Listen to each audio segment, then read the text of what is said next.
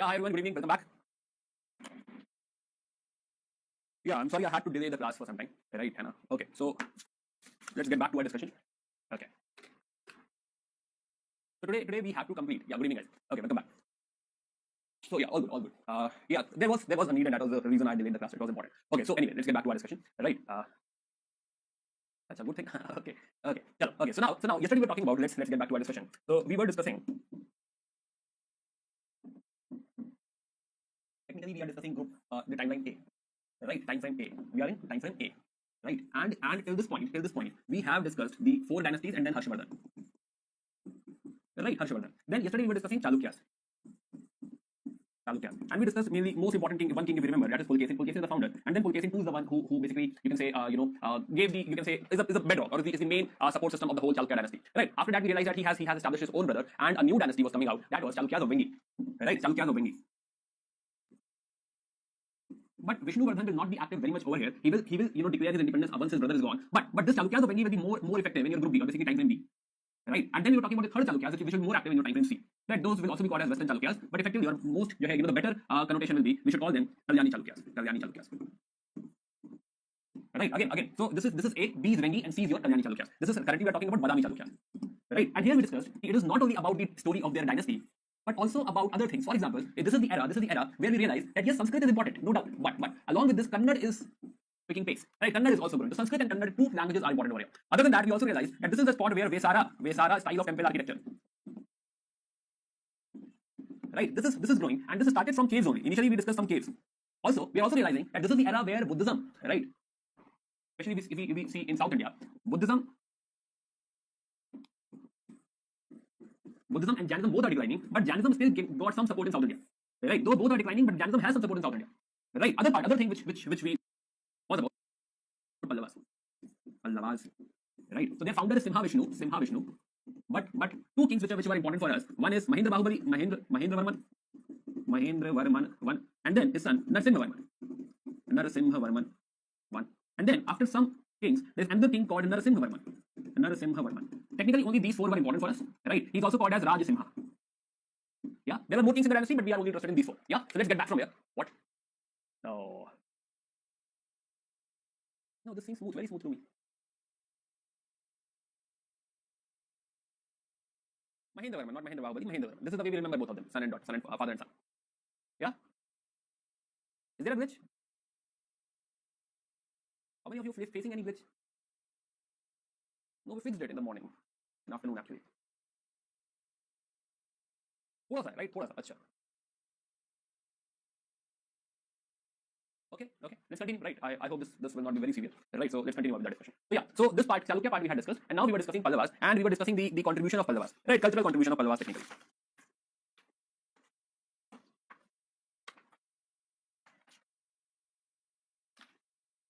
Yeah, okay, so let's get back to Pallavas culture. So now,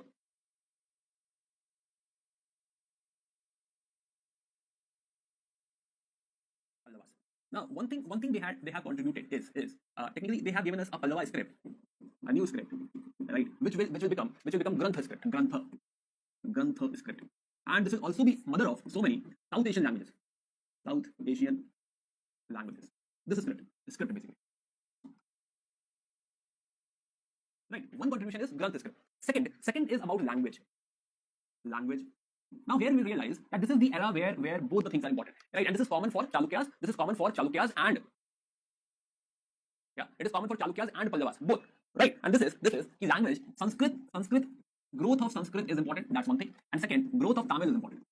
Right, two languages are growing. See, Sanskrit is anyway growing after your Mahayana Buddhism wala council. Right, Sanskrit is anyway growing. Right, so growth of Sanskrit is happening, and this is also an indicator of the Aryanization. Or you can say that Brahmins and Sanskrit, two things are actually the impact of southward population. Right, southward movement of culture. Right, or you can say a technical term is used for this, which is Aryanization. So this is the era where Brahmins are getting privileges. They are getting important first thing, and with Brahmins, the Sanskrit, the language Sanskrit, right, that is also getting a lot of importance. Also, we understand that this is the part where Aryanization includes that the Brahmanical thought. Right, Brahmanical thought is you can say is taking front seat, and it automatically means, and this is the whole era, right? We'll keep on repeating this, that it automatically means that Buddhism / Jainism will decline. Right, okay, let's get back to Tamil. So Sanskrit, we see, Sanskrit will find two great writers over here, right? We'll find Dandin and Bharvi, and himself Mahendra Varman. Mahendra Varman, basically our first Bahubali. Mahendra Varman. So Dandin has written two plays. One is Das Kumar Charita. Das Kumar Charita. Right, and second one is your Kavya Darsha. Kavya Darsha. Kavya Darsha. Right, and Bharvi is famous for Kirat Arjunia. Kirat Arjunia. Right, it's a story of Arjun and Shiv. We had discussed this in your when we were discussing the cultural growth in Gupta era. We were talking about all the plays, right? All the books and all. So where we had mentioned the Dandin and Kirat Arjunia as well, right? Plus Mahendra Varman wrote Matta Vilasa Prahasanam. Matta Vilasa Prahasanam. Right. Then similarly, Tamil. So growth of Tamil will also start. Tamil language will also grow, and the growth is basically dependent upon Bhakti movement. It is dependent upon the songs or the preaching of the saints, Alvars and Nainars. Right, and compilation will be later compilation. It's not like how it is being written over here, right? It will be a later compilation. Yeah, so we'll discuss this separately only. Let's not flood the information over here. But when we will be discussing Alvars and Nainars, then we'll be talking about Nalira, Prabandham, Tirumai, right? All those things we'll be discussing. Right, but here you can understand with the growth of the Bhakti movement, with the growth of these Bhakti saints, right? There is an inclination of you can say aligned to the Bhakti movement is the growth of the local language, because Bhakti will happen in the local language. Right, so with the Bhakti movement, we'll see Alvars and Nainars. They will be writing a lot of songs, some for Shiv, right? Some for Bhagwan Vishnu, and later on they will be compiled. Right, that compilation again shows richness of Tamil culture. Yeah, guys, confirm the audio video भी सही आ रहा है, सब सही चल रहा है, आवाज भी सही नहीं आ रही है. मैं जब भी देख रहा हूँ मुझे स्मूथ दिख रहा है, तो आई डाउट. या please confirm.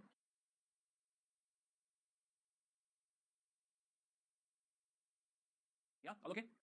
Minor glitches. Okay. Please manage, right? Though we had tried in the afternoon, there was some complaint. So I even worked with I even asked the network provider, right, to fix this. And the speed also, everything got fixed. But I don't know how is this happening. So we'll check this again tomorrow. But let's continue. Okay. So yeah, the growth of Sanskrit, both things are important over here. And growth of Sanskrit is somewhere also associated with the growth of or the rise of Brahmins, right? And now let's talk about their architecture. So basically we will find that they started making caves, then they made rathas, and then they made structural temples. Right? We were discussing this yesterday. So let's get back to this discussion. So cave is by Mahendra. Rath is by Narsingh, and temple mainly by Narsimha too.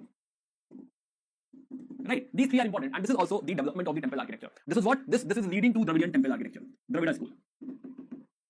Right, a new school is getting created, new form of temples, a new kind of temples are being created, which is Dravidian architecture or Dravidian style of temple architecture. Right, let's see how it looks. Okay, so yeah, so initially we'll find that Mahendra Varman will build temples inside a rock. Right, it will be like this. Right, there is a mountain or there is a rock, and then they will carve out inside the rock. So there are basic pillars, some sculptures, and when you go inside, the wall, the wall at the back of the structure, that will be having some panel. Right, that will be having some deity. Right, that deity is being worshipped in this temple. Right, so this is Mandalapattu temple. This is Varaha cave temple again, Mamallapuram. Right, so gradually the design and all everything will come, but initially it is very, very simple. Right, even pillar, if you see, this pillar is basic pillar, right? It starts with 4 sides, but in between it gets chamfered into octagon, right? And then at the top it gets broadened. So it's a very, very basic, simple type of pillars being made. But gradually. So initially you see this type of rock temples are being created. This is Mahendrawadi, this is Mamandur, right? All these are being constructed by our first important king, which is Mahendra Varman, right? Or Mahendra Bahubali, whatever you want to say. And that is the reason he calls himself as Vichitra Chitta. So we realize that Mahendra Varman is culturally very modern. First of all, yes, he has thwarted the expansion of Pulakeshin too. Though he got defeated as a secondary thing, but yes, he had resisted. That's one part. But other than that, if you see, he has contributed to temple, or you can say cave. He has contributed to painting, and he has also written a book. Plus, he is also, you can say, somebody who loves music. And for everything, he will take some title. Right? So Mahendra Varman. So here he is taking this title as Vichitra Chitta. Why Vichitra? Because it is like a genius. It is genius because he is not using any building material, no brick, no mortar. He's saying people use a lot of things like this. They use brick, mortar, etc. to make these temples. But I'm not using anything like that, and I'm creating temples. I am Vichitra Chitta. Right, so Pallavaram, Mamandur, etc. You don't have to mug up all the sites, but try to recognize as many possible. Okay, then after this, Narsingh Varman brings a new concept, which is monolithic rathas. That means there must be some rock. So Mahendra Varman was going inside it. Right, he will say, no, I will sculpt it from outside. Right, I will make it something. I'll create something. After sculpting outside of it. So maybe this is a complete rock, and then we will sculpt it, we'll carve it out, and we'll make a temple out of it. Right, this was complete rock, and then we made one animal out of it. All these are monolithic. So this is technically reverse of what he's doing, what Mahendra Varman was doing. So Narsingh Varman, he calls himself Mamalla. Right, Mamalla. So from the place where he built all these temples will be Mamallapuram or Mahabalipuram, one and the same thing. Just a second. Yeah, so what he did, he has made 5 Pandav Rathas. Right, let's see how it looks like. These are your 5 Pandav Rath. Right, every Rath is of a different design. Right, some looks like a hut, some looks like vaulted structure, some looks like mix of vault and the hut, and some are pure Dravidian style. For example, if you see this one, this is your Dharmaraj Rath. Dharmaraj Rath, you can say, is the specimen or the earliest, you can say, starting of the Dravidian architecture. So this is the first time we see this type of pyramid. Right, this is the first time you are observing this type of pyramid. Right, which is Viman. And these structures at every you can say story. Right, these blocks, carved out blocks at every story. This is something new.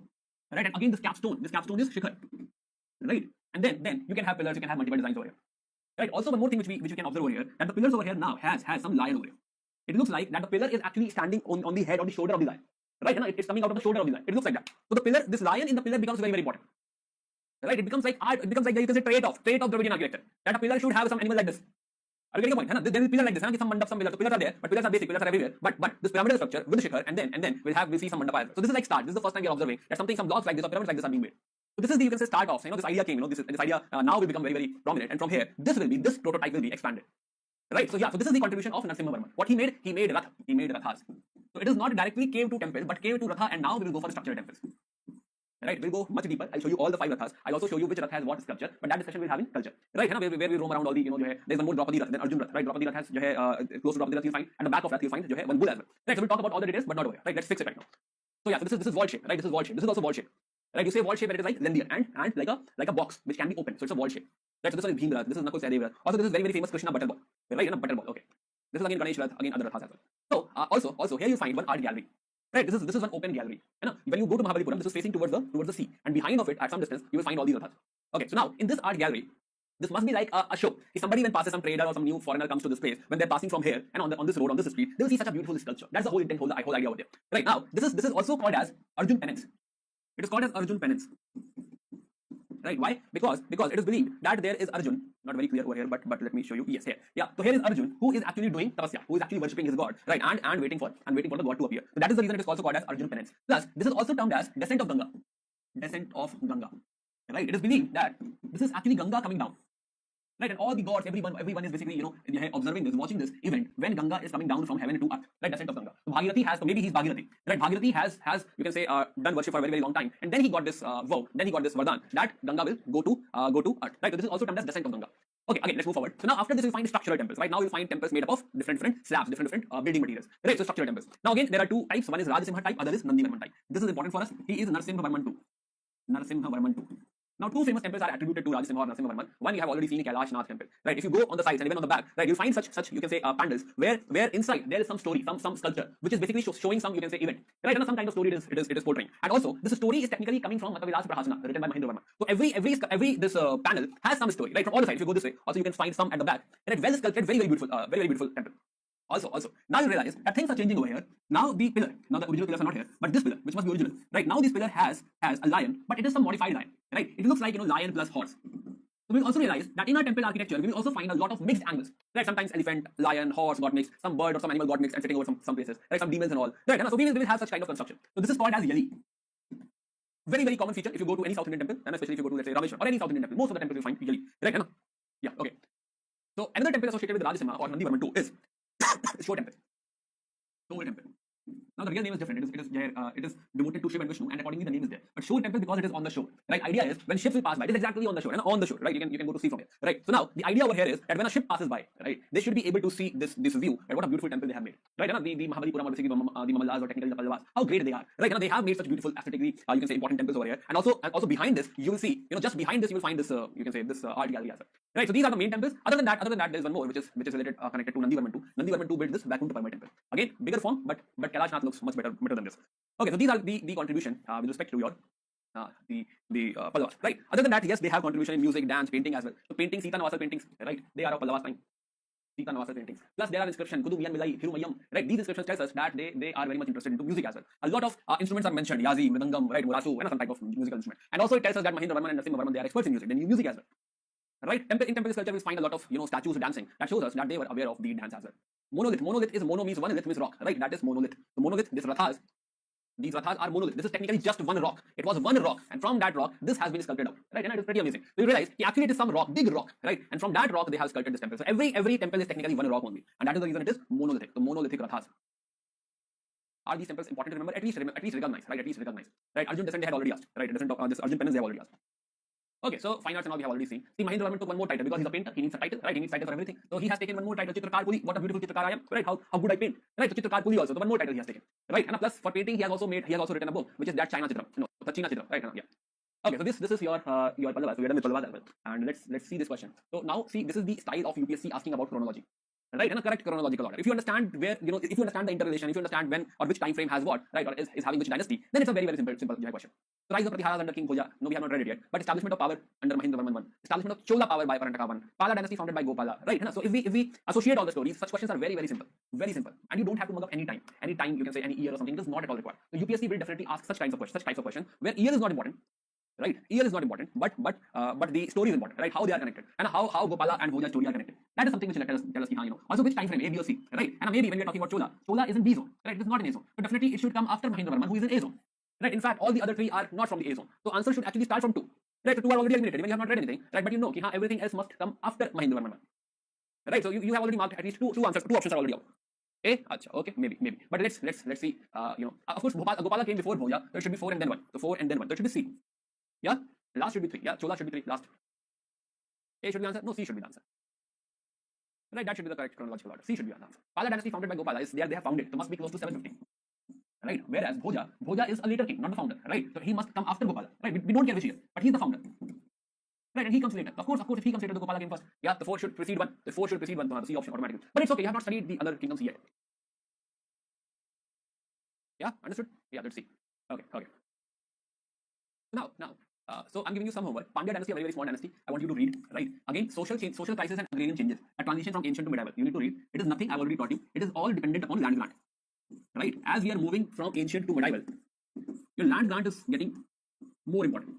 Earlier it was only given to Brahmanas, but now it is being given to temples, it is being given to your officers and all. Right? So now land grant, or basically land assignment, is more important, and things are based upon land. Also this is also connected to feudalism, feudal laws. Right, so the whole story is connected, and you already know this. I have nothing to explain in this. We have already discussed this in great detail, so you know this, right? I want you to give one reading to this. I've added slides. Temple architecture I've already taught. Some images are there, 1 or 2. I just want you to have a look at it. That's it. Yeah. So this is your homework. Now Pandya is very well. Let's go ahead. Okay. Are Rath and Mandap same? Mandap is technically, you can say, a term used for a room, right? That's a mandap, maybe like that. There is a temple and then there is mandap. So yes, these rathas are pillared mandaps as well. But the right term, or basically the term denoting monolithic rathas, is rathas. Right, Priyanshu. So let's use the word rath only. Right, and rath only. Although it is mandap as well. Although it is mandap. But the technically correct word will be ratha. Okay, rath. Okay, so before I go into Palas, Bhoja, Pratiharas, Rajputas, and etc., we need to have some more discussion. Okay.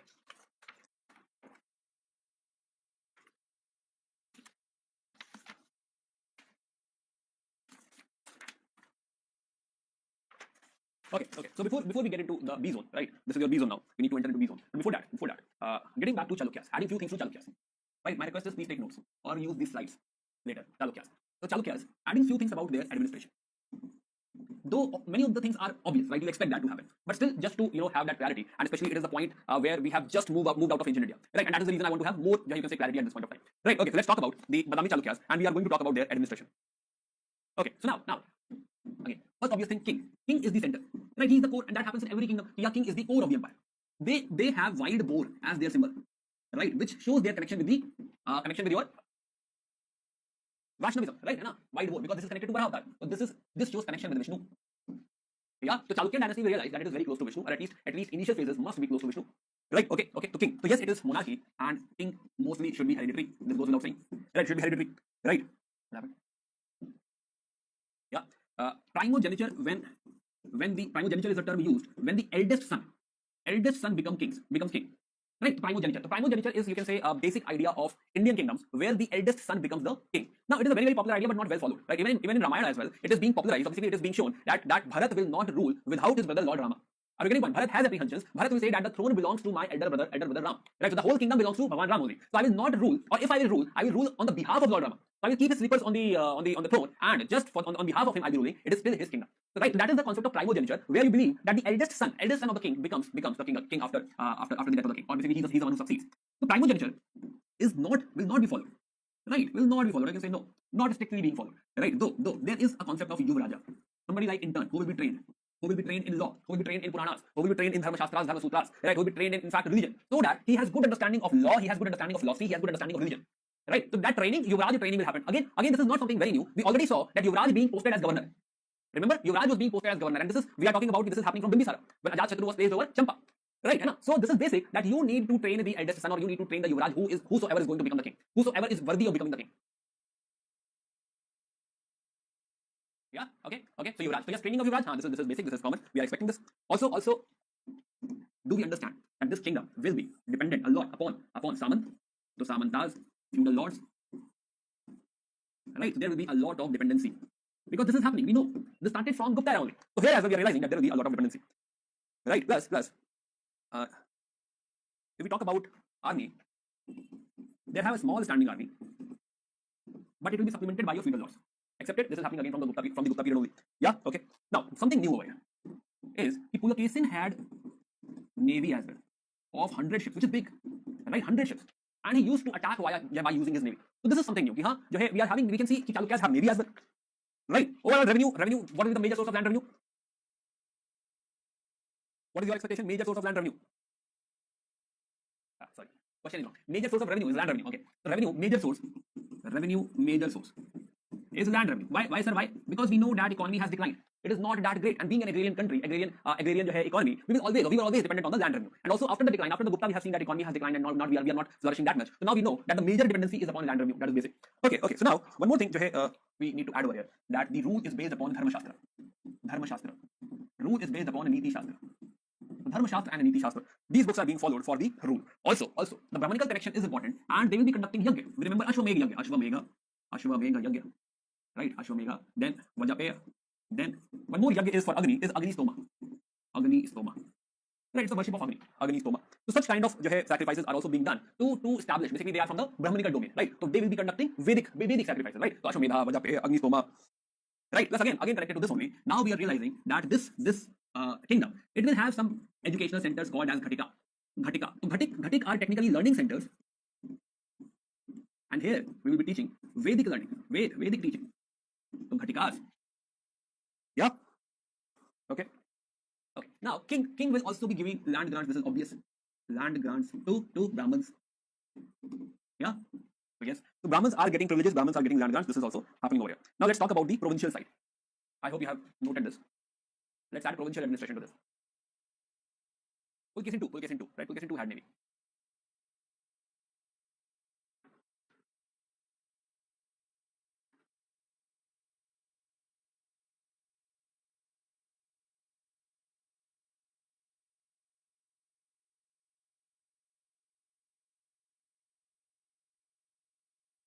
Yeah. Okay.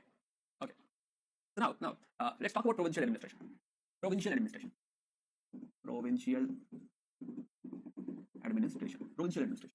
Now, in provincial administration, we see the development is Vishayam. Actually, it should be Rashtra,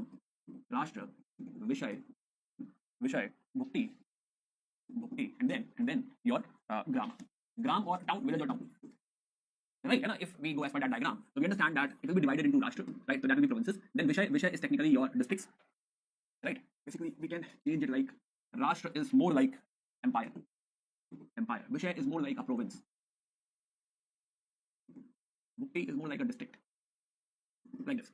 Right? Again, so sequences ki Gram, Bhukti, Vishay, Rashtra. Now scale will define whether it is whole empire or we are talking about Vishay is basically a province or a district. Right? But this is the sequence which we can follow. So Gram, Bhukti, Vishay, Rashtra. Okay, so head of Vishay is Vishaypati. Head of Bhukti is your Bhogpati. Right? And head of Gram is Gram Bhojaka. Slash Gumanda. Gumanda is the head of Gram. Now, important part over here is the provincial administration, so basically the governor, right? Rashtrapal or governor, you can say. We also find a precedence of, there are some examples of royal woman becoming a governor. Right, very few examples, right? Where we know one name called Vijaya Bhattarija.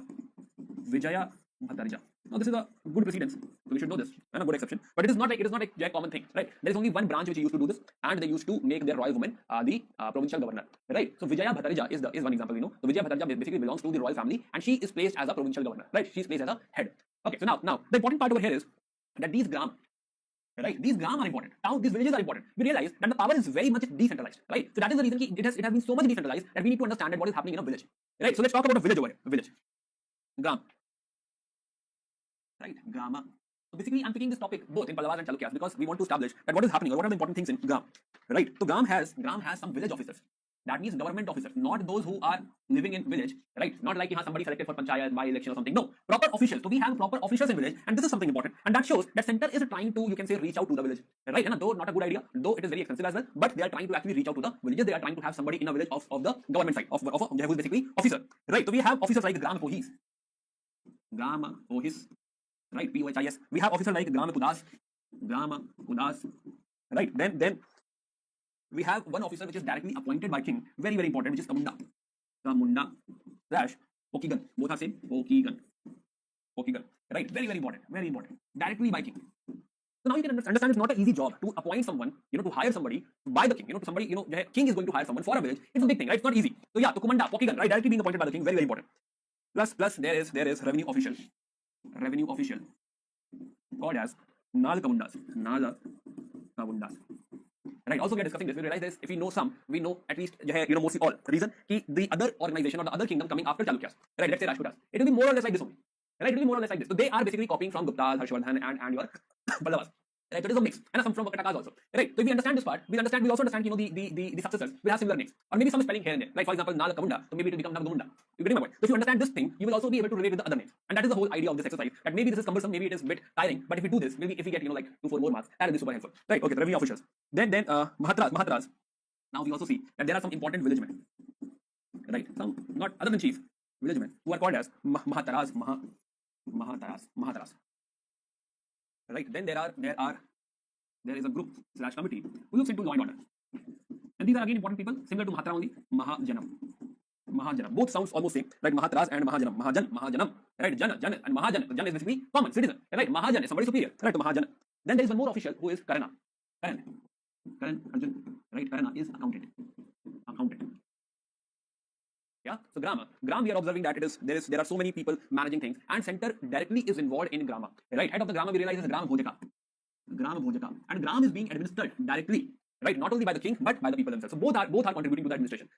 Central government or the government and your people, right? Both are participating. Even people are participating, and along with them, the central officials are also participating into it.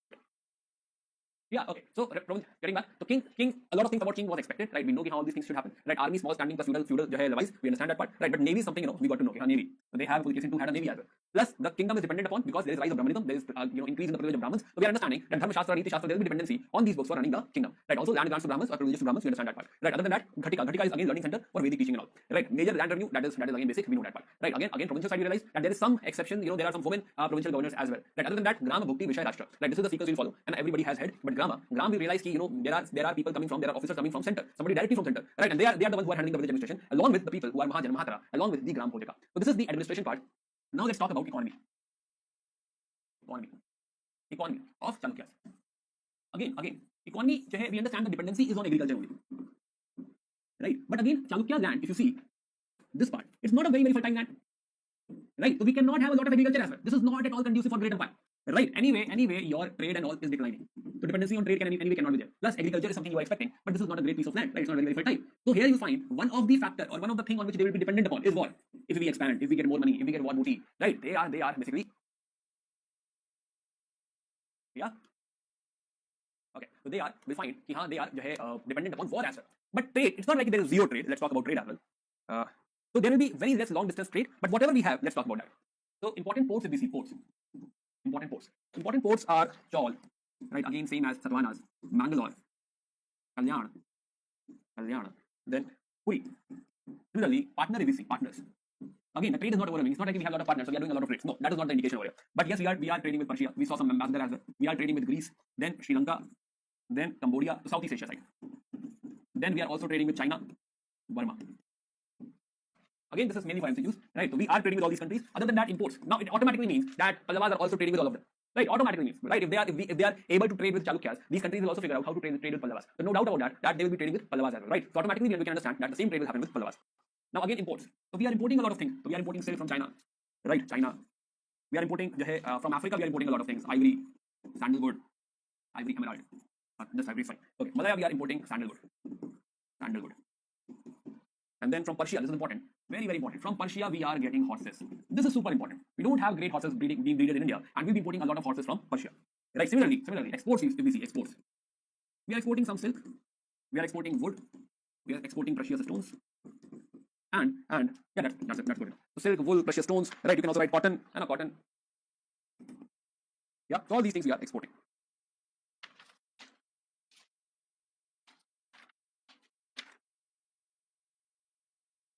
Okay.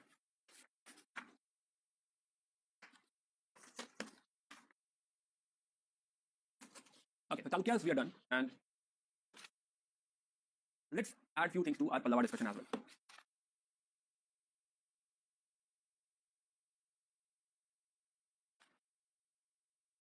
Okay, so let's talk about Pallavas. So Pallava administration. See, this will be more or less like Chalukyas only, right? But still, let's quickly see what are things we can add over here. Okay, so first of all, again, in Pallava also we'll find that king is 4, and 4 means head of everything, head of judiciary as well. Right, plus, he will be taking titles like Maharaja, Dhiraj, etc. Why? Because again, these ideas are coming from north. So again, you must understand from north, this wave of RNization is coming. RNization, right? That means importance of Brahmins are increasing. That means importance of Brahmanism is increasing. That means Shaivism and Vaishnavism will have more say. They will have more support. And that automatically means Vaishnavism. That automatically means that Buddhism and Jainism will suffer. Buddhism will suffer more, Jainism comparatively less. Yeah, we know this story, we know this part. Okay, now, the king, court, and king will have ministers. Yeah, it's a Mantri Mandal technically. Mantri Mandal. Basic, yeah, they are supposed to have a Mantri Mandal. Right, in Chalukyas we don't get to see this name as Mantri Mandal. There are a lot of officers, but Mantri Mandal as such is missing. So Mantri Mandal. Right, also, here we find Mantri technically means diplomat. Right, and Amatya is basically a counselor. Again, same words which we got to learn during Ashoka. Right, so king will have ministers, they will be advising him. Right, and he'll be having some officers, important officers. For example, Rahasya Adhikarita is technically secretary. The king needs to have a secretary who will be like a private secretary, a personal secretary for the king. Right, then he will have Manika Pandaran Kappan. Now this is very tough name. Manika Pandaran Kappan. Right, who is basically treasurer. Right, somebody who takes care of treasury. Again, Koduk Pillai.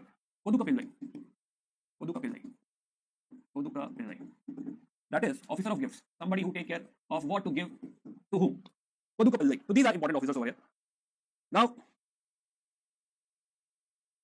again, talking about judiciary, they have judicial courts which are Adhikarana Mandap.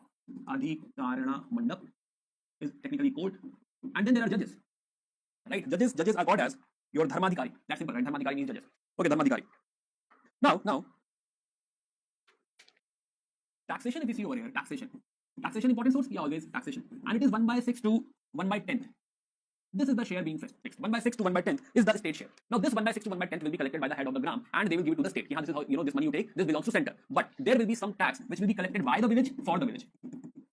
Right, you will have to pay some tax to the village. Now what does this indicate? And this is the reason we are discussing again. The village as a unit is important. Right, in Chalukyas also we realize that there is a lot of concentration, a lot of focus on the village, because village is the last unit. If you handle village well, everything is sorted. Similarly, here also you realize that the last unit village is collecting tax for maintaining village. Right, and so they are having, you can say this is like financial devolution. This is like giving financial power to the village, that you can collect tax for the maintenance of village. Right, this is also important. We'll come back to the village administration, but before that,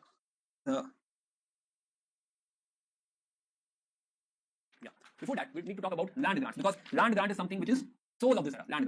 Land basically belong to king. So king is the owner of the land.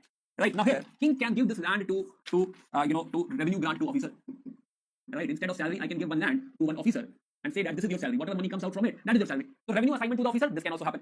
Right, second, it can be given as a grant to Brahman. Right, this is Brahman or group of Brahmans. So this can be Brahmadeya. Now statements. Brahmadeya is prosperous as compared to other villages. Is this statement true or false? Think about this. If Brahmadeya, is this village prosperous? Question. We'll come back to this. Think about this question. Are they prosperous? Second, grant will also start to go in the later time.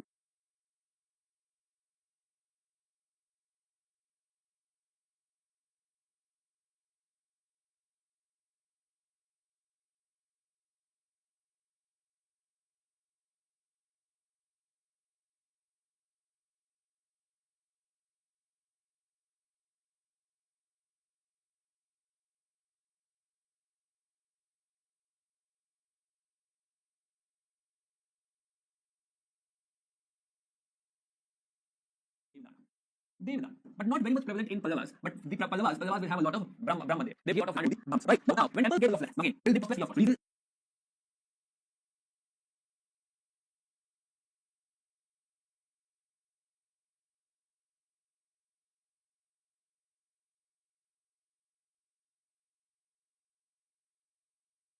Yeah, gradually increase and will precede Brahmadeya later on. Right, later on temples will be getting more land than Brahman himself.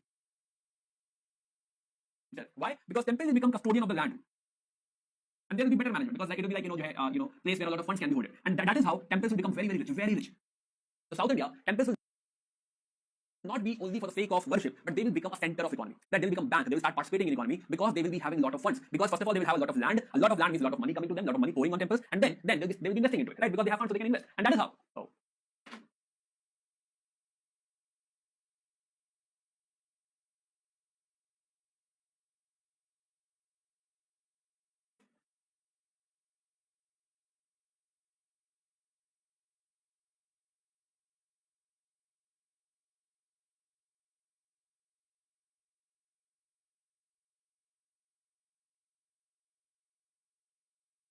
Okay, okay, I'll repeat, don't worry. Black from grant of the temple. Okay, got it.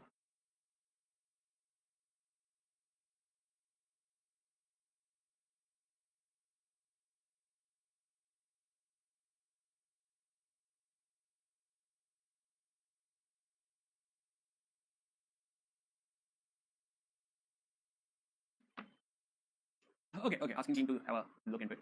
Okay, so yeah, repeating. So basically, I was talking about Brahmadev. So Brahmadev, my question was, हाँ, will they be prosperous? You realize, yes, they will be prosperous because it's a tax-free land. So the money will not flow out of the village. The money will be inside the village. So they are supposed to be more prosperous. Yeah. Other than that, we see that gradually, not in the initial time, Brahman will be having more land grants, but later on, the land grants will be given more to temples. That is Devdana, and they will be managing the whole area, whole land given to them. They will become, center of economy. They will become like core of economy, and that is the reason temples in South India, they are beyond, they are beyond worship. That it is not only about worship in temples over here. Yeah, it is not only about worship. Temple is like core of economy. They will also behave as bank. They will also participate in the economy. Right? Sometimes you will see the whole market is associated with them. Right? They will provide employment to the people living nearby. Understood? So gradually there will be better management with the temples, and that is the reason. And that is the reason, that is the reason the temple, the land grant given to temple will eventually increase. Devdana will eventually increase. But right now in Pallavas period, Brahmins will get more land, so they'll be getting more, land grants. Now, here we will also find that this is one type where the grant is being given. But some lands will also be given to small cultivators. Will also be given to landlords for cultivation. Are you getting the point? So this will also happen. It is not like all the land is given. Whatever is left can be, outsourced or can be, given on rent to small cultivator to the landlords, and they will have to give what? They will have to give rent on this. Right. So king has all the land, and we'll see such kind of allocation over here. Right. So land grant is one thing. Also, let's quickly talk about army. Army again, standing army is there, right? Pallavas are, big empire, so we should expect standing army along with the levies from the feudal lords, plus foot soldiers, cavalry, they will be there, right? Elephants will be there, right? Then this is all basic, right? But along with this, along with the basic army, we will have a small standing army, plus supported by feudal lords, and it will have your all components like infantry, cavalry. Though cavalry is expensive because horse is being imported, yeah, and elephants. But again, what is new? New is navy. They have navy. They have dockyards, and two important dockyards are one is your Mamallapuram. Another is Nagapattinam. Mamallapuram and Nagapattinam. Yeah, so yes, they have navy as well. Now, coming back to the provincial administration, I hope everything is fine right now. Tax free because they are donated to someone, so they will not have to pay the taxes. Right? They are taxes. So this Brahman or the group of Brahmins who got this land, right? They will not have to pay any tax. Right? For example, when you gift somebody, when you give a gift to somebody, you don't ask for money, right? I'm giving you, let's say, this t-shirt, and now you pay me for this t-shirt. No. So similarly, when a land is being given as a grant, they don't have to pay taxes. All the other villages will have to pay taxes, but not the grant ones. Okay. Now coming to the important part, which is your provincial administration. Right, provincial administration, and in provincial administration again, provincial administration. The whole province is divided into court towns, and we find a lot of nadus, districts, nadus. But the important center is again village. For administration, we are interested in village only again. Now we realize that village has sabha, right? It has some assembly, and this assembly looks after everything. This assembly looks into it has sabha, that's the main body. It will have annual meeting. Right, and they will discuss important matters. But other than that, they will have committees to look after things. Right, small committees that will see into execution. So there's a whole body where maybe like 100, they have 100 members, right? More than 100 members, all the elders or something. So now, Sabha is like general body, right? It's a group of all the elders, something like that. Right, Sabha, assembly. They will have annual meeting, they will have discussion. But there will be like 5-6 kids or 5-6 youngsters, who are looking after the daily business, daily firefighting. So there will be various committees for different purposes. Right? For example, they will look into land records, they will look into irrigation, they will look into census, maintaining data and everything. Right? They will also look into if there is some temple, they will look into temple management, if there is some small temple. Right, temple management. Plus also there can be some punishment. So at local level they have judicial function as well. So they have some judicial function. Yeah, so they will also be giving some punishment. And there's a term called, not related to Sabha maybe, but there's a term called Eripati. It is tank land. Now this is a bit confusing. What is tank land? It's a land given by the people or private or not the king, but maybe by the village for the maintenance of a tank. Whatever revenue money comes from this land, that will be utilized for the maintenance of tank.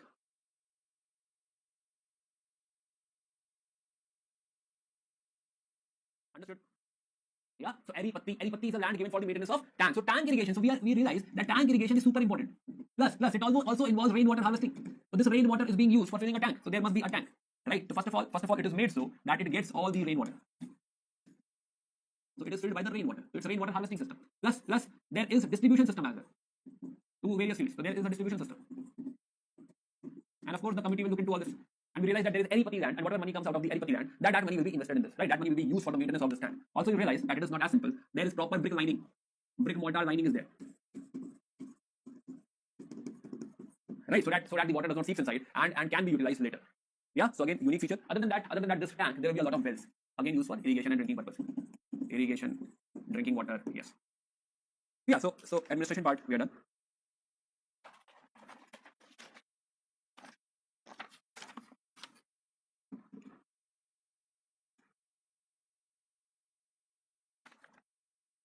Okay. I hope you have noted this.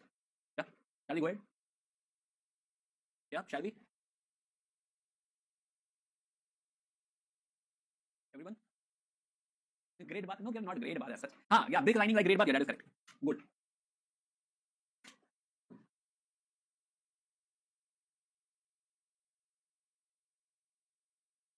Okay. So this we have completed. So let's quickly talk about economy of Pallavas as well. Economy. So economy, so first of all, again, trade is not that much, right? So mainly we realize, and this is very surprising, very surprising, that most of the trade will happen via barter. In the later stage, there will be usage of coinage as well, right? A big kingdom like Pallavas, depending upon barter, it is very surprising, right? It's very surprising, right? We can't believe this that there was trade via barter system. Maybe the transactions are happening via barter system, but later on coinage also became prevalent. But yeah, okay. So they started minting gold and silver. Okay. So again, let's quickly talk about trade partners. Trade partners again. China, then Egypt, and Southeast Asia. Yeah, Java, Sumatra, Cambodia, Sri Lanka, Burma. Right, similar countries, whatever Chalukyas are there, same you can write. You don't have to read separately. Again, product if you see, or ports if you see, ports, important ports. So one is of course Mamallapuram, goes without saying. Mamallapuram, Mahabalipuram. Right, one is Vasamudram, and one is Mylapore. Right, now again, items we see. What are we exporting? Items. Export. So we are exporting cotton, right? Spices, again, spices because it's Tamil Nadu, right? The spices must also be there, right? Then precious stones, same as Chalukyas, precious stones, and additionally medicinal parts, medicinal plants. Again, it's Malabar or Kerala, right? Or basically South Tamil Nadu. So there we find a lot of herbs, a lot of medicinal plants. So we are trading over here. Also, Kanchipuram is the capital and is one of the most important. And is one of the most important, you can say, center, right? So yeah, so we can say that Kanchipuram known for trade and all, right? Commercial city, very commercial city. Okay, now again we'll find that here there will be a lot of guilds, right? A lot of merchant guilds like Money Grama, and they will also need license to trade, right? They need to get a license, they need to get registered with the center, right? With the king to get.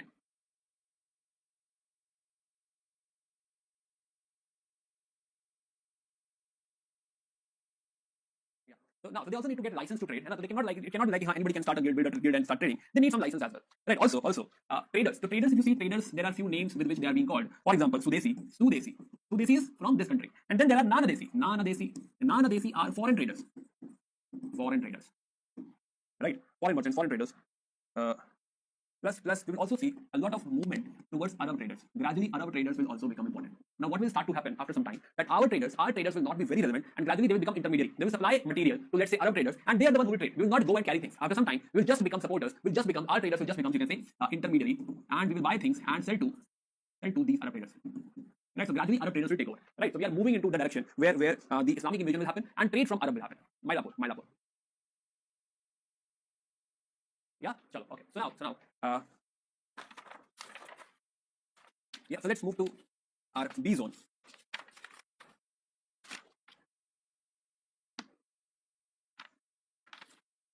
Let's talk about. Yeah. So now we're moving to B zone, and we are going to talk about Palas. These are three empires: Palas, Pratiharas, and Rajputas. Are we all aligned to this point? Yeah, chat okay, yeah. MoneyGram is basically a guild. Burma known as Brahma at this time. नहीं Burma लिख लो अभी. Okay. बढ़े आगे यहाँ पे सारे लोग साथ में या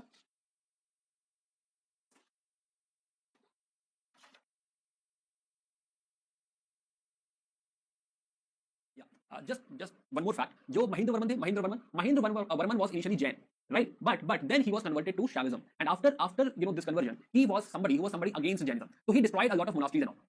Yeah, so he destroyed a lot of monasteries. Yeah, बढ़े आगे? Yeah, everyone aligned? Shall we?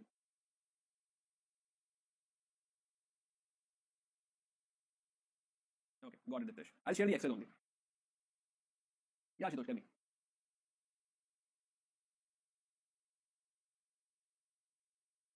See, Shakti saying sir, every kingdom is having a lot of you can say variation. No, it is not so. It is more like there is some local name or local language. For example, Chalukya will have names from the Kannada part, right? Or and Pallavas will have name from the Tamil language, right? Otherwise, if you see both the systems are totally dependent upon almost same thing, right? For example, Chalukya again for them village is important. So even state is trying to participate in the village, right?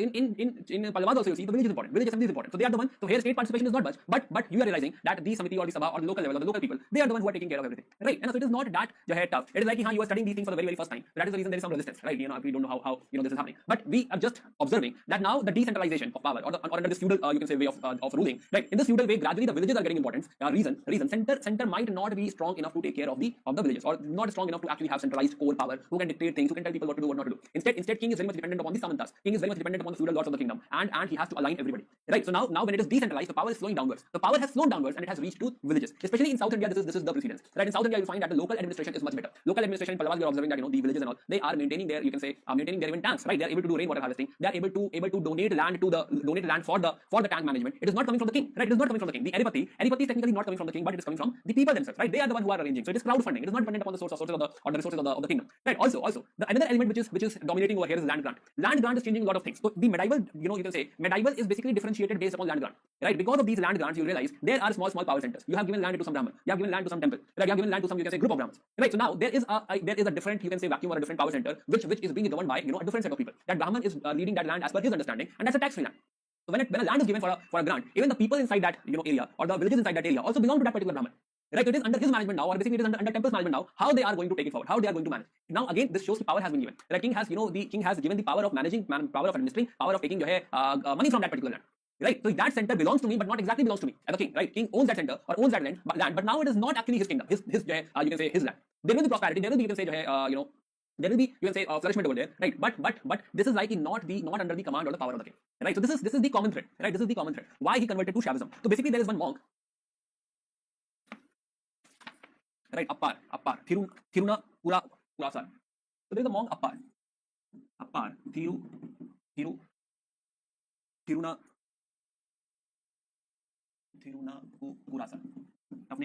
He converted him from Jainism to Shaivism.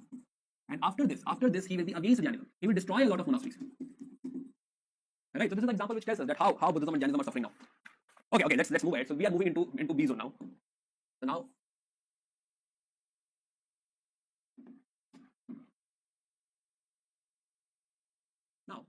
till this point we have seen Harsha, we have seen Chalukyas, we have seen Pallavas. There is Pandyas. That is homework. Pandyas. Also here we discussed the Aryanization, right? This means power of Brahmins or privileges of Brahmins are getting increased. Even a lot of times, what will happen if king has to do some yajna and he wants some authentic priest, he will ask some priest from North India to come down and conduct some yajna, because that is the person who is an expert. So Brahmins, the status of Brahman or the power of Brahmins will increase, right? That's one thing. Also the another important factor over here is land grant, and the third and last important factor is village administration or the local administration. Overall trade has declined. We can see a lot of partners, but the volume of trade is not much, right? So trade has declined a lot. Trade, not only trade, but also the revenue from the agriculture, that is also not much, right? In fact, here they are also dependent upon war, right? War booty is also an important source of income. Other than that, we have seen along with the rise of Brahmans, we saw that it is also decline of Buddhism and decline of Jainism, right? So this is your zone B. Zone B we have seen. In fact, in Harsha's reign, you can say that the things are better, right? The Buddhism is also being supported. Brahmanism is also being supported. So technically, he was Shaivite who converted to Brahmanism, who converted to Buddhism. Here, Mahendra was Jaini who converted to Shaivism, right? The reverse happened over here, right? Other than that, comparatively, agriculture-wise, he has more revenue. Yeah, administration-wise, also his administration of his structure is much better. Anyway, so this is the story of B zone. Let's move to C zone. I'm sorry. This is A zone. Let's move to B zone. Now,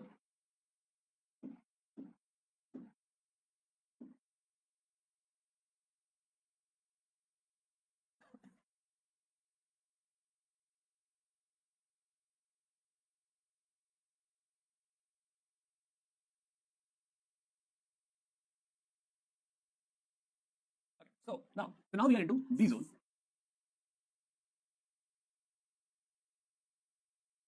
time zone is 750 to 1000 BC. I hope it's not stuck. Okay, okay. So now this B zone has only three kingdoms. One is your Palas towards Bengal. Another is this part which is Gurjara Pratiharas. Slow, okay, but not exactly. But yes. Then the third one, second is Gurjara Pratiharas, and third is Rashtrakutas. Rashtrakutas. So right now we are worried about only these three, right? But other than that, we'll also find that Cholas will also start from here. Cholas. Right, but let's not talk about Cholas right now. Let's only talk about Palas, Gurjara Pratiharas, and Rashtrakutas. Yeah. Okay. Yeah. Okay. So now 750 to 1000. Again, we realize that few things will be same, right? So right, our land grants still continues. Land grant, right? Power of Brahmins still continues. Economy is still not in a very good shape. Still stagnant. Right? Trade and all, especially the foreign trade, not in a good shape. But also along with that, right, there is some waves coming from the side. Some attacks from the side, and these attacks will be handled by Gurjara Pratiharas. There will be attacks from Arabs, or you can say there will be some attacks from the Caliphate side. अच्छा BC अरे CE है ठीक है okay हाँ CE है भाई this is CE. Yeah, so in this phase let's start with Palas. Let's talk about Palas. By the way, all three are very much fond of a place called Kannauj. So this fight is for Kannauj, right? And these three will keep on fighting with each other, and that is the reason this is called as tripartite struggle. Tripartite struggle. Yeah, tripartite struggle. So let's start with Palas.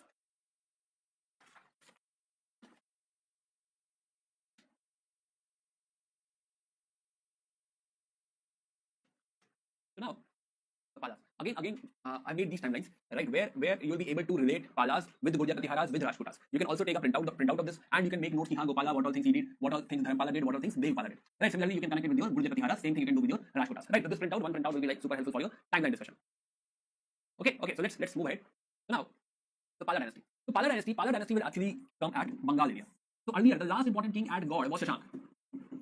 Yeah, close to 600 to 625 somewhere. So he is the last important king for us, right, Shashank. But after Shashank, there is chaos. There is attack from Kannauj, there is attack from Kashmir. Lalitaditya is attacking. Who is Lalitaditya? We'll see later. Right, but Lalitaditya is attacking. Then there is Assam ruler, trying to expand into Bengal and all. So overall there is chaos. Now this is not important who's attacking right now, but overall after Shashank there is chaos, and we will see establishment of Pala Empire exactly at 750 or close to 750. So our story starts from 750. Pala starts from 750. That is very simple, right? 750. So the first king is Gopala, right? Gopala. So this region is technically looking for some leader. This is basically under anarchy. This is basically under chaos. Now what happened? Some ministers, some leaders, some feudal lords over here, some samantas over here, they gathered and they realized that we need a leader, right? And we need somebody we need somebody who is a hero. So they are looking for hero, and they found their hero in Gopala, right? Gopala is a Buddhist leader, Buddhist king. And by the way, he is not having any kingdom, right? He's just a, you can say, kind of a feudal lord, right? And he's not actually a king, but with the support of the others. And now there is also a mythical legend that he killed some demonists. He killed some, Chudail, right? Who was basically, you can say, Chudail is fine. So now he killed some Chudail who was killing the person being elected to rule. Right, and after that everybody was happy. He's powerful, let's get him. So that's how Gopala was selected, and he started ruling this a small kingdom, right? So his kingdom will include Bengal, right? His kingdom will include Patna and Bihar and all. So Bihar, Patna, Bengal, Bangladesh, all this area will come under his reign, right? Yeah, so that's how his reign will start.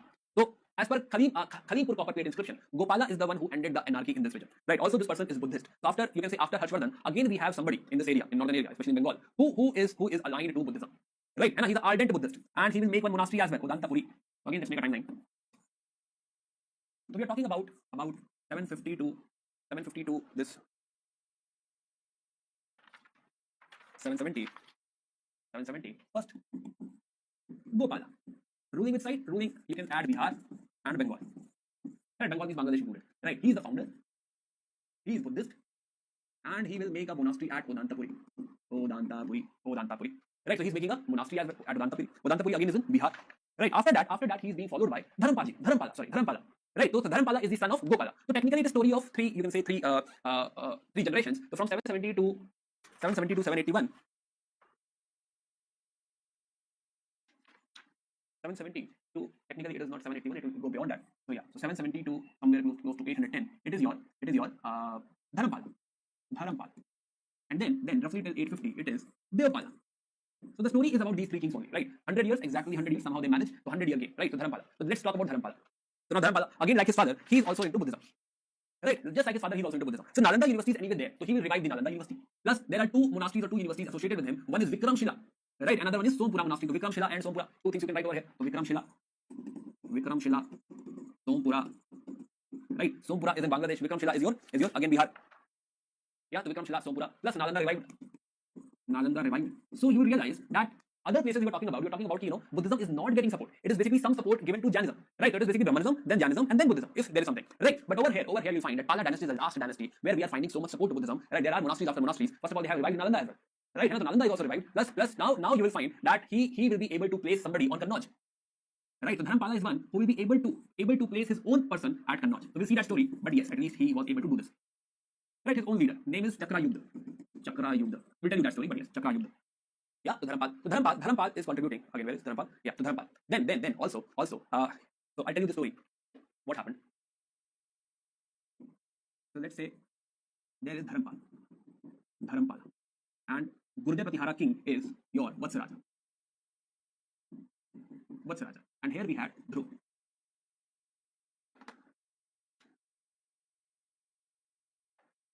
Yeah, here we had Dhruv. So now, Dhruv will be able to defeat, first of all, Dharampal and Vatsaraja. Also, Vatsaraja had defeated Dharampal.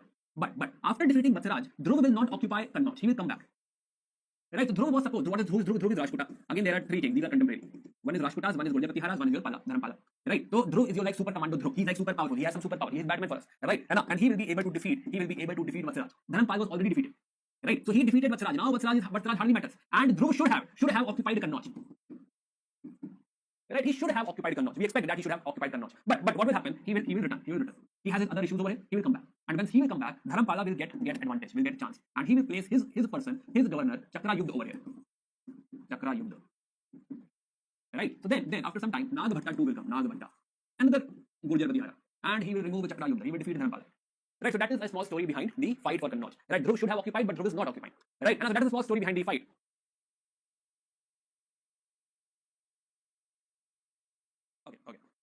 Okay. Let's finish this and then we can have our discussion. Right? Okay. So coming back. So now we are realizing that he was again defeated by Nagbhatta too. So this fight happened under the rule of Dharampala. Right? Other than that, he has also patronized Santarakshita. Santarakshita is a Buddhist scholar. Right? This is the era of Buddhism. Right? Pala is all about Buddhism. Santarakshita is somebody who is the head of Nalanda or who is having a lot of command in Buddhism. He wrote this new book which is Yogacara Sarvatantrika Madhyamika. Right? Yogacara Sarvatantrika Madhyamika. So a lot of patronage is being given to Buddhism. Buddhism is again having some strikes. Again this will not help a lot. Pala is a very small kingdom, so not really super helpful. But at least some support is being given to Buddhism over here. Right? The third king, Dharampala. So Dharampala is roughly from 810 to 850. Last king. He's the one who will realize that it's tough to go this way or this way. So why not expand towards Assam? So he's expanding towards Assam. He's expanding towards Nepal. Right? So during the reign of Devpala, you realize that he is. So you can remember like Dharampaji and Sanideval. Devpaji. Right? Sanideval. Yeah. So he will expand. He has some minor victories, other victories as well, and he will shift capital from Patliputra through Mongi. So we can add this to timeline again. You can write eastward expansion.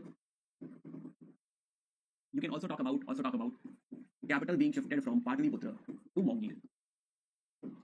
Yeah, Mongi. This is happening under Devpala. Again, let me.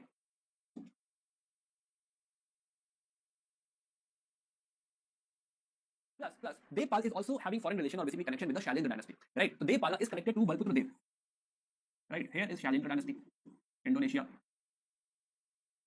Now, Shailendra dynasty will request him, right? Shailendra dynasty, Balputra Dev, will request him, can you give us 5 villages so that we can take care of Nalanda? Right? Can you grant 5 villages to Nalanda so that the upkeep of Nalanda can be taken care of? Now, it's very tough to imagine how this 5 villages will help Nalanda administration, but this is the number they are asking for. Also, this is the time now we will observe a lot of Arab travelers, Arab merchants coming in. Right? So in Pallavas also I was saying, gradually this business, this trade will shift to Arab traders. So here also we are talking about attacks on this side, right? We are talking about a lot of Arab merchants coming in. So this is Arab merchant Suleiman, who came from business of course, and he will call him Rumi, right? So additionally we can talk about Shailendra dynasty, right? Shailendra dynasty connection, and Suleiman calling him Rumi, right? Rumi. Now after Nepal, right, there is a very sharp decline. There is hardly anyone who can you can say take care of the kingdom, and we will see that it is in the sea zone when Mahipal I comes in. Right? It's very far. It's close to 1000 when Mahipal I comes in. So Mahipal is.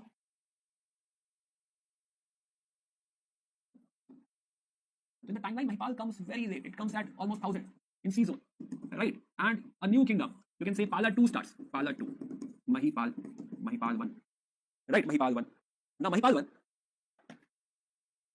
So first of all, he will reestablish the empire. He is also known for the welfare. But most importantly, this is the spot where Rajendra Chola is attacking northwards. Right? Rajendra Chola. So he is the one who fought Rajendra Chola. So versus Rajendra Chola. Do we know Rajendra Chola today? No, we don't know. But yes, in Cholas we talk about Rajendra Chola, and Rajendra Chola is moving northwards. He's attacking. So this is for the, you can say, for the very first time during the reign of Cholas, we will realize that some Chola king is moving northwards and attacking the North Kingdom. Yeah. After that, Rampal is strong. Rampala. So I'm not writing about Rampala. Last important ruler which we know is Rampala. So this dynasty will go till 1150 somewhere, right? The last strong ruler is Rampala, and there is mention of Rampala in a book, Sandhyakar Nandi's Ramacharit, written by Sandhyakar Nandi. Yeah, so Rampala. So this is the small story of this kingdom. Only 4 kings technically: Gopala, Dharmpala, Devpala, and your Mahipala. Right? The initial story is again very small. Gopala, if you see, he's the one who ended the chaos and established this dynasty. Overall, you can say the aroma of Buddhism is there. Right? So Gopala is also Buddhist, established Vedantapuri. Plus Bihar and Bengal was the core, the center. Then Dharmpala we discussed that again he's also you can say connected to Buddhism only. So Vikramshila Sompura he established. Plus Nalanda was revived. Right? Other than that we discussed some you can say some fight, some kind of chaos with respect to Kannauj. Right? Then third one important one is Devpala. Some eastward expansion because it is tough to expand towards Gurjapati Haras or towards Rajputas. So why to expand that way? It is better to go towards Assam, go towards Nepal. So eastern expansion is there. Capital movement of capital from Patliputra to Mangi is there. Then he's also associated with, right, so the Bengal will be connected to Southeast Asia for trade. Obvious, right? So now, the Shailendra dynasty again connected to Shailendra dynasty. Shailendra dynasty again Buddhist, you can say Buddhist religion dominating over there. So they are also asking for the upkeep of the Nalanda, right? Then Suleiman, so we found that Arab merchants have started coming in. Right, this is like 850 CE, and he's calling this king as Rumi. And then for almost 200 years or 150 years, right, there is no movement, there is decline. And then Mahipal one comes in, who will also expand, who will take care of the welfare of the people. Plus he's the one who will check Rajendra Chola, the Rajendra Chola northward expedition. So this is the short story of Palas. Are you all aligned to this point?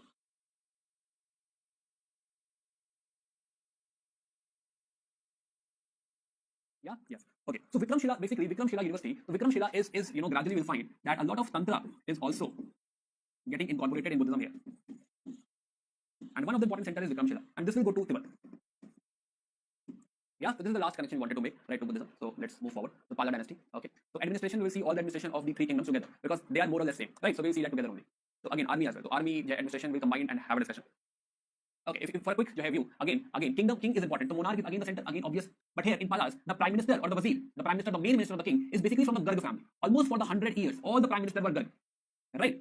If you see army have elephants, and because this is Bengal side, so there are a lot of elephants. Other than that, there is infantry, cavalry, chariots. Right? But chariots, how come chariots? Right? Chariots everywhere, chariots have declined. We hardly use chariots anywhere now. But we don't know why. They were fond of chariots. They were still using chariots here.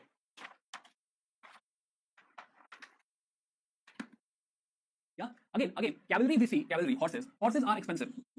And there is a lot of dependency on the feudal lords for sharing horses, for giving horses.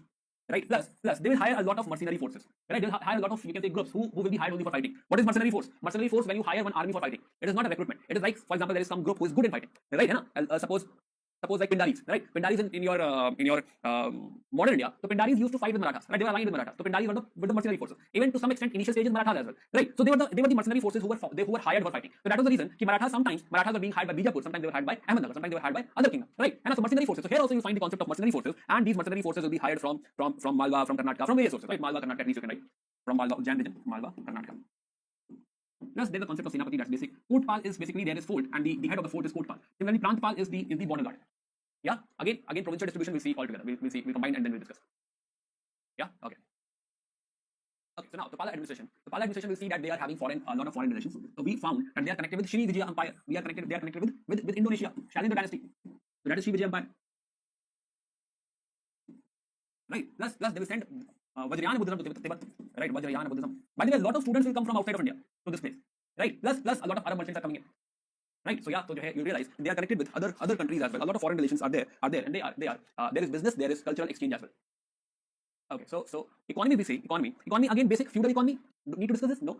Feudal economy, declining trade, agroeconomy flourishing because it is basically Bengal. It is the place where agriculture will flourish, which is a very fertile land. Right, so here agroeconomy flourish, yes, makes sense. Also there is Chota Nagpur plateau. So feudal economy, yes, declining trade, yes, agroeconomy flourishing because it's fertile. Right, and minerals will play important role because it is Chota Nagpur plateau. So a lot of support to economy will be given by minerals. Reason, because we don't have good trade. We can't depend on trade. Trade is not that much. Right, so minerals will support us. Yeah, okay. Other than that, they will patronize Buddhism, but along with Hinduism. Also, they are seeing all the monasteries. They are seeing Todantapuri, Vikramshila, Sompura, Jagat-Dala, Bangladesh, right? And overall, later on, they will be destroyed by the Islamic invasion. So, for example, Bhaktiar Khalji coming in. He's coming to this part close to 1200, and he will find that these monasteries are like center of learning, very important center of learning. Should be destroyed, right? Should be destroyed because he considers himself as hero of Islam, right? He considers that this will actually help the cause of Islam. So why not? So he has destroyed Jagat-Dala, Bangladesh, and all, right? And a lot of other monasteries. Okay. Language we see, also the Bengali language will start to develop from here. One of the important books which we find over here is Sharya Pada, right? And the writers here are called as Mahasiddhas. So gradual development of Bengali literature is happening over here. Yeah, okay. So then Pala School of Sculpture, last thing. So Pala School of Sculpture, you find, see, initially they are borrowing from Guptas, right? They are borrowing from, Gupta architecture, Gupta sculpture or Sarnath sculpture, right? Or basically you can say Banaras sculpture. But later on it will evolve. So initial sculpture, if you see, you'll find that deities, a lot of ornamentation, a lot of ornament will be, being worn. Plus, you'll find that legs are very, very straight. It's a very straight position, and legs will be combined over it, right? Multiple hands so that they can hold a lot of things. Plus, multiple mudras could be done. So initially you'll find that architecture is very stiff, rigid, no motion in this. But sculptures gradually will become sensuous, right? You find that it is becoming expressive, artistic, right? Like this. Now there is some movement. It is not standing, but it is showing some grace. There is some expression over here, right? And then there are famous sculptures like Krishna killing Kans, Krishna uprooting the twin Arjuna tree, for example, like this. Now this is basically portraying the whole story, right? Krishna killing Kans, right? This is the whole story over here. So this is basically expressive. This is live. This is dynamic. Initially it was very static. But then we see that a lot of dynamic things were being made in Pala sculpture. Okay. Also we find a lot of bronze statues over here. So bronze images of Pala period. Yes, they are also very popular. Same as Cholas. And then terracotta, etc. We also find over here.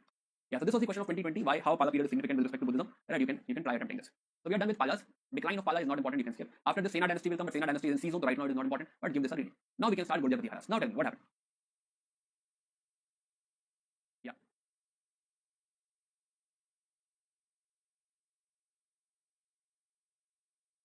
Yeah, now I'm chatting, yes. Chat is not for chat, man. Chat is for doubts. Okay, tell me now. We have hardly exceeded by 10 minutes. 7 to 9. Yeah, your mains question paper is for 3 hours. Right, I think we can continue for 1 more hour. We can finish Gurjapati Haras and Rajputas. Yeah. We are finishing like one dynasty in a day, so I don't think it's fast. Right, it is not at all fast, Shakti. Right, please cope up. And we cannot give a lot of time to, we cannot give like 50 lectures to Medieval. Right, and we'll have to, as I told you, that there will be a lot of dynasties in Medieval. There are a lot of dynasties in Medieval. Right, and we have one choice. We can either choose to skip things. Right, believing that you study from somewhere, you study from NCERT, or maybe you study from other books. Right, that is one thing we can do. Right, but my point is that as much as possible, we should have that point. We should see that point in class, so that if this comes in your examination, right, then it will be like super helpful. Somewhere you have heard that, right? Somewhere you have discussed that topic. It might be like kahin to suna hai, right? I have heard it somewhere. Maybe you'll be able to attend, even if you don't revise. And I believe if you revise, if you understand the thread, you'll be mostly able to answer all the things.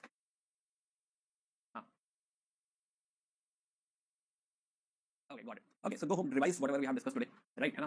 Try to create parallels, try to compare what you saw in you can say Chalukyas and Pallavas, right? And tomorrow we'll continue with Gurjapati Haras. Also finish Palas, right? We're done with Palas. Right, finish Palas. Actually, it is not like Nalanda is being managed by Shailendra dynasty. He's requesting that there should be some villages being allocated to Nalanda University so that Nalanda gets some money and you can say it can be handled. See, college exam hai, but baki bacche bhi to hai na, right? Things will not stop, na. You will have to manage with your college exam, right? There are like 1,000 more students, so you have to figure out how you will manage. It cannot be like if there is college exam, we can stop the classes. No, that cannot happen. Right? Things will go on its pace only. Yeah, and I'm not saying to Prithvi only, but I'm saying to others as well, right? So yeah, I'll continue tomorrow, right? But I was quite fast in Pala dynasty. Okay, got it. Okay, maybe we were fast, right? But okay, give it a try, right? Please go back and read, and tomorrow we'll have this discussion again. See, this is the reason that we keep the chats off, right? Because there are a lot of students who want to study. Are you getting a point? But because of few who are not interested or who think we can skip this or we should go slow and all, right? That hampers the study of others as well. Are you getting a point? I have taken like 2 hours 10 minutes. That's it, right? I don't think you have taken more time.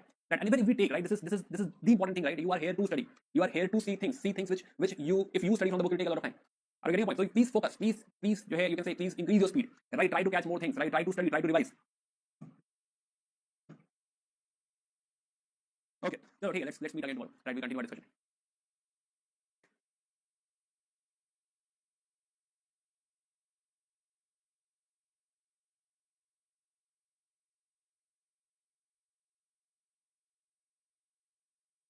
Other rulers are Buddhists, but Agni Vadatta. Other rulers are Buddhists, that's true, but the point is, the society or the people who are making sculpture, they are Hindu as well, right? So that is the reason we find a lot of Hindu sculpture as well.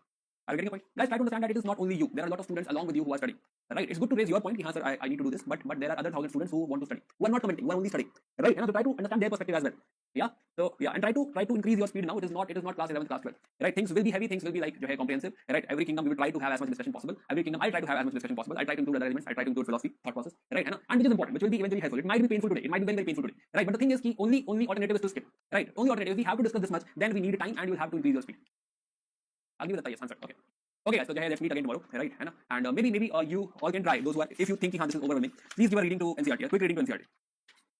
Yeah, but my request is you have to compete with these 1,000 students who are listening to the lecture, who are making notes, who are studying, and then getting rank in the examination as well. Right? They are the toppers as well. So please, try to understand that you have to compete with them. And if you have to compete with them, you have to work as hard as them.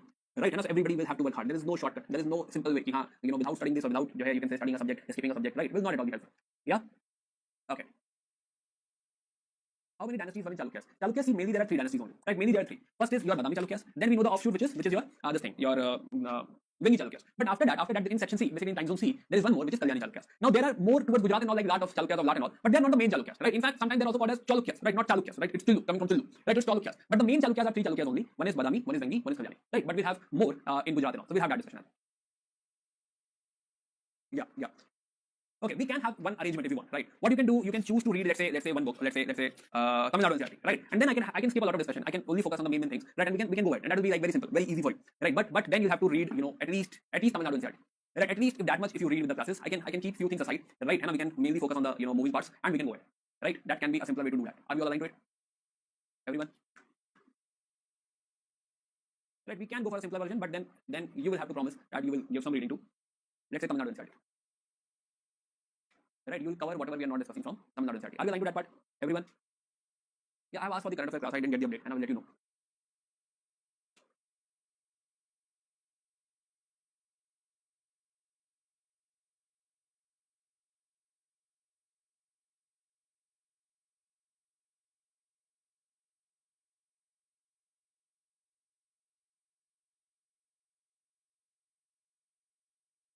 Tamil Nadu NCERT class 11.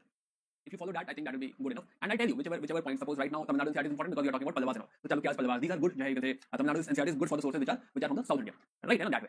Okay, got it. Then tapasya dost, है ना, जो है, then if you want to do it hard way, then तो जो है, it is hard way, right? है ना, you'll have to invest more time, you'll have to, you can say, work harder, right? And though this batch, I find this batch much more, you can say, academically sound, and I hope you all will do good, right? So yeah, but again, as I understand, the initial expectation, especially when you are a beginner, you don't have much idea how much you read, right? Later on, you think कि किसी ने पहले बता दिया होता, right? है ना, तो या तो वो किसी ने जो पहले बता दिया होता, वही बता रहा हूँ मैं, अंडरस्टूड कि हाँ वही बता रहा हूँ मैं, जो लेटर आप रियलाइज करेंगे कि हाँ पहले किसी ने बता दिया होता फर्स्ट टाइम में तो अच्छा होता, या तो एक्जैक्टली वही बता रहा हूँ, ठीक है? तो वही सब कुछ पढ़ रहे हैं हम लोग कि हाँ कई बात में समझ आती है, एडमिनिस्ट्रेशन वगैरह पहले ही पढ़ रहा है, राइट? है ना, तो that happens, and that is the reason I'm having this discussion. It's a painful जो है, you can say bitter pill or painful right now, but it will be very helpful later, super helpful later, right? So later, once I finish your modern India, you'll have a lot of command, a lot of confidence on your history, right? So believe that, trust the system, trust the process, right? It is not the first batch, right? It is not the first batch I'm taking. I don't know how many batches till now I've taken, right? So I've got a lot, right? So I know it's not like I teach modern India once or twice in a year. I teach modern India like 4, 5 times, 6 times in a year. And in 2015-16, I used to teach like once every 2 months. So that's like 6, 7 times, right? So I've done this multiple times, a lot of times. Maybe by now I must have taught modern India or the complete history by 30, 35 times, right? So the point is maybe more. But the point is कि हाँ जो है, you will have to work hard with me, right? You'll have to you can say fight with me. It is not a fight which I can win alone, right? I have to win. I have to fight with you, right? Basically, it is our fight. It is not my fight. It is your fight. Basically, I'm trying to support you. I'm trying to help you out, right? Now it depends on you how much you want to extract from me, right? That is perfectly your call. Yeah. Okay. So I hope you get the point.